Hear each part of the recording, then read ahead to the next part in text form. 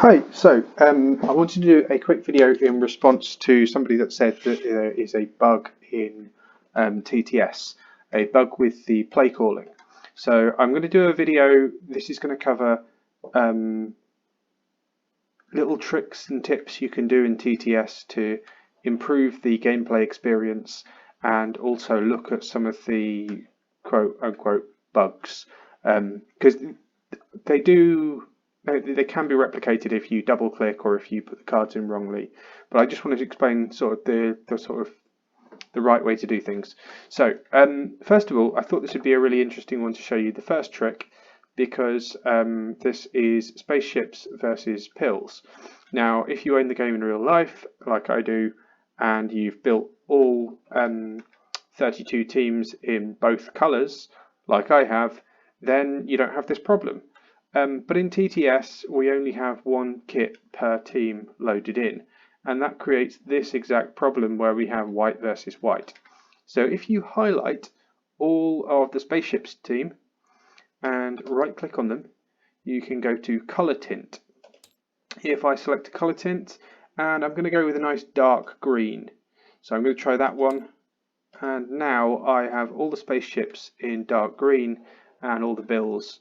Oh, yeah, all the pills, sorry, in white and blue numbers. So that's the first tip I was going to show you.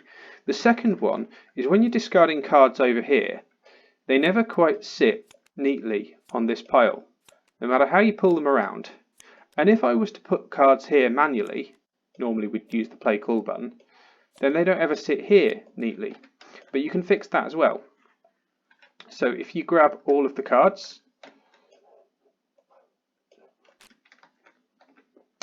and put them down, you can press G to group them all together. So now that they're all here, I can highlight them all, and I can go to toggles. Now if I click snap and grid, now when I discard cards, they won't snap to that exact position. I can discard them and I have full control over where I place these cards. Additionally, if you hover over a stack of cards, it will tell you the number of cards that are in that stack. If you want to take all of those cards into hand at once, you can do so by just pressing the number that's shown. So in this instance, I'd press 1, 3, and you have to be a little bit quick about it.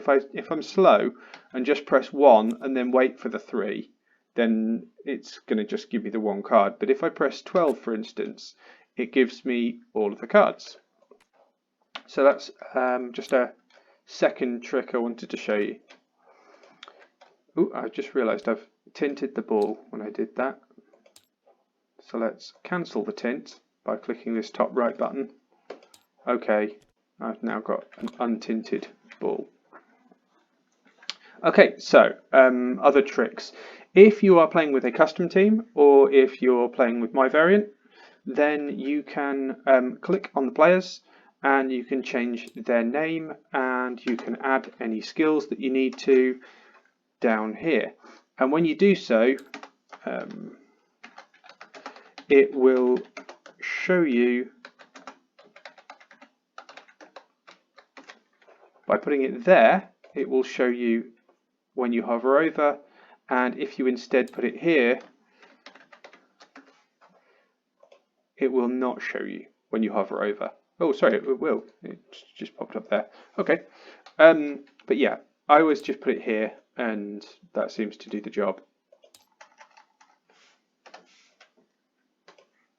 Okay, so that's the second thing I was going to say is if you're using custom teams or if you're playing with my variant, you can pop that name in like so. Other things. When you're calling a play, I've got it set up now for spaceships to call a play. So they've got a couple of skills in their team. They've got this guy who's got run, block, and juke. They've got this guy who's got block +1. And apart from that, they haven't got a whole load of other. They've got a lot of defensive skills. Oh, they've got this guy with team player. So setting up a play for them, I'm going to start with the 33. So I'm going to put the 33 the furthest left. He's going to make a block here, I think, and see what comes open from that. So then let's run 67 down that sideline. Try and get him open down there somewhere.